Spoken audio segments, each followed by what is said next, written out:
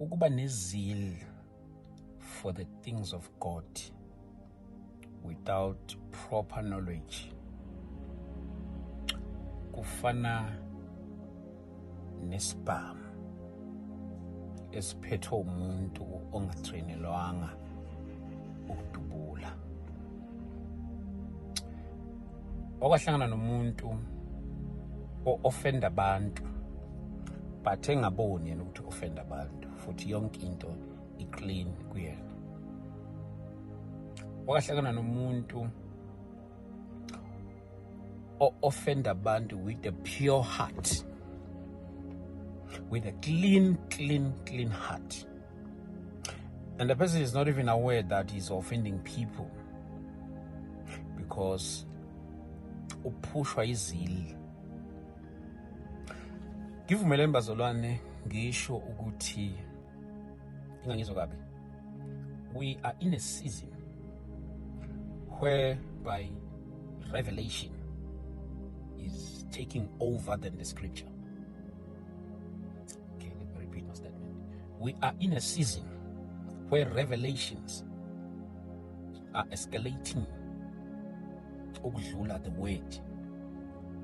Let me try and rephrase my statement. It becomes a problem, bazalwane, when we run with revelations and leave the scripture behind. Uthini ST, awukholelwa ukuthi uNkulunkulu uyakhuluma ngemibono? No, I believe so. But I believe ukuthi revelations will never contradict the scripture. God will never contradict himself. I believe in revelations, I believe in prophetic, I believe in the move of God, but then it becomes a problem when we run with revelations and leave the scripture behind.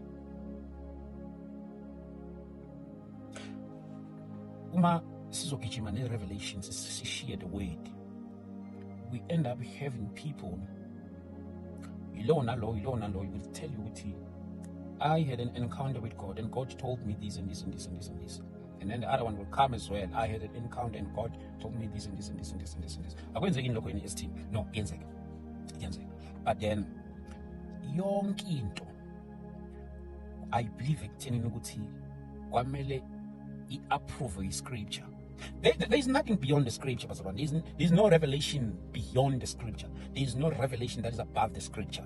If it's not relating to the scripture, Pastor, it's dangerous running with revelations and then seeing scripture. We end up having people who would say, I don't do this because